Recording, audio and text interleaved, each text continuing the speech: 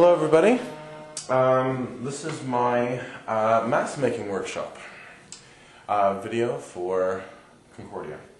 This is a Commedia dell'arte mask, traditionally used on stage, and we are going to make one. And out of a plastic neutral mask and model magic. So I have a bunch of these neutral masks that are normally used just plain white, but I personally like these better than these Zorro type masks because they have more of a forehead, more of a cheek, and also more of a nose to work off of. Normally masks are just to cover your face and leave your mouth completely opened. So we're going to take a pair of scissors and we're going to trace a line down the neutral mask, make sure you're symmetrical on either side, and completely cut off the mouth part. So once we have our mask cut out, it is a good idea to make sure that it is equal on both sides, and if it's not, we could fix that with the model magic, so don't worry too much about that. We have a nice smooth plastic surface. We need a really nice strong glue for the model magic to be stuck on. So we're going to use Wellbond glue. First thing I usually do is research a little bit. I went on the web and I found a whole bunch of visual references to traditional Commedia dell'arte masks. I fell in love with this guy right here. Very, very happy, joyful. I love the cheeks, I love the eyebrows, and so on and so forth.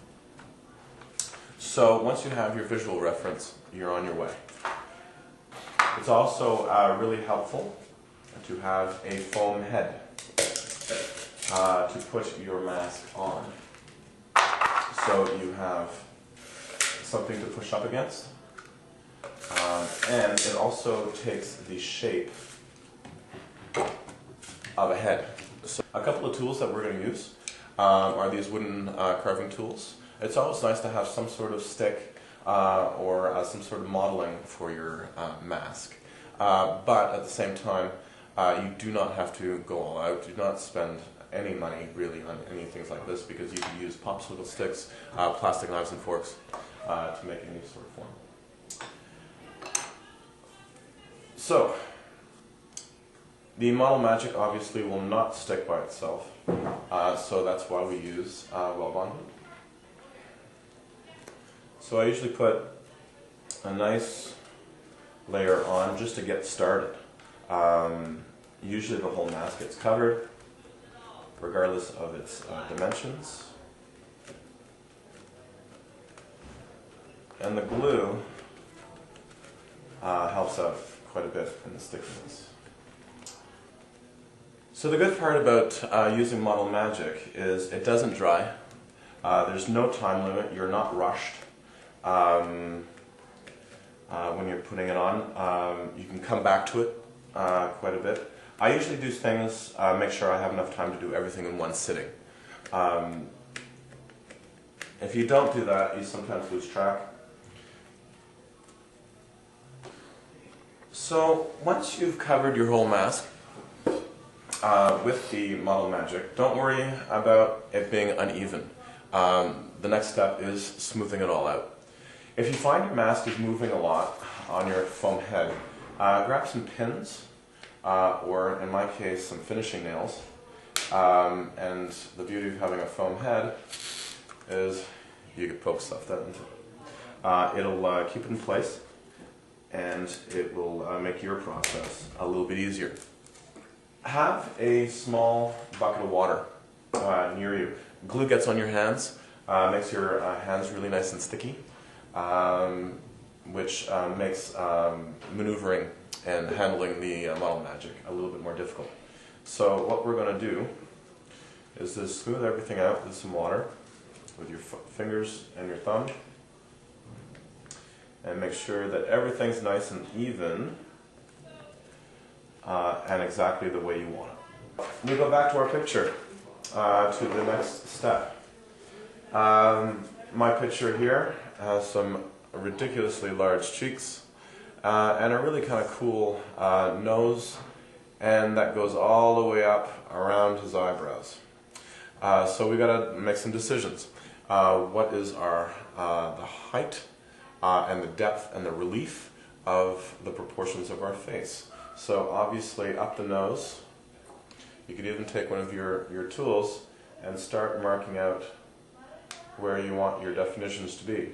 Our nose on our guy is quite clown-like. I've already started making it quite round. The nostrils will be a challenge, but I think we're up for it. I've already built on already to our nose, and I think we need to add a little bit more. And it is really, really easy to make these masks look evil with some extreme eyebrows. So we're going to try to avoid that because our character is quite clown-like. Now the cheeks. In our photo, our cheeks are extremely pronounced, very narrow, a bit tear-shaped, I guess you could say, or raindrop shaped, and the whole mask is actually curved at the side. So we're going to have to make sure that our cheeks stick out quite a bit. And if they're not, we're going to be able to, we'll portray the wrong emotion. So make sure of that. We're going to make sure that our cheeks are very well put together. Use some vantage points. Our photo, the cheek starts right below the eye. So you can put a little dot. Put a little dot on either side, make sure that they're equal. Then when you put on a new piece like this, it is always a good idea to feather out your edges. A little bit of water on your fingers. So once that's done, take one of your sharp tools. Make sure that your wooden tools are nice and wet. If they're dry, they tend to stick to the Model Magic. So we look at our picture, and our picture has a few lines. Has this massive cheek right here on one side, and from the eyelid and throughout. So now we take our carving tool and really start squeezing and making these lines as defined as we can.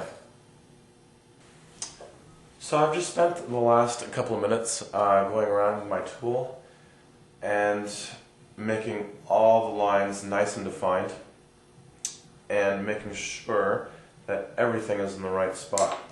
The good thing about Model Magic is you can manipulate it up until it's almost dry. And it takes a long time to get it to dry. So, as I said, there's no rushing. And a lot of times, just look at it from a distance. Look at it both sides. Make sure both sides are nice and symmetrical.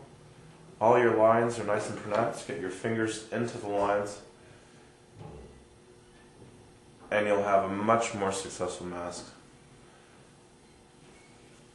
if you just take the time, look at it, and make sure that everything is looking good. And don't be surprised that the Model Magic has cracked on you a little bit. As you can see, my masks over time have dried out a little bit. They need a little bit of upkeep. The next morning, when you are really, really upset that your Model Magic has cracked a little bit, take a little bit of Model Magic, a little bit of water, go into the cracks, go into the seams, and touch up your mask. After that, it should be okay. And then have some fun painting, either with sponges. I have an airbrush. Airbrushes are amazing. They're a great investment. And multi-purpose. You could use them for a lot of things if you're into poster making, model making, that sort of thing. And other than that, I'm signing out. Thank you very much for listening, and to the next time.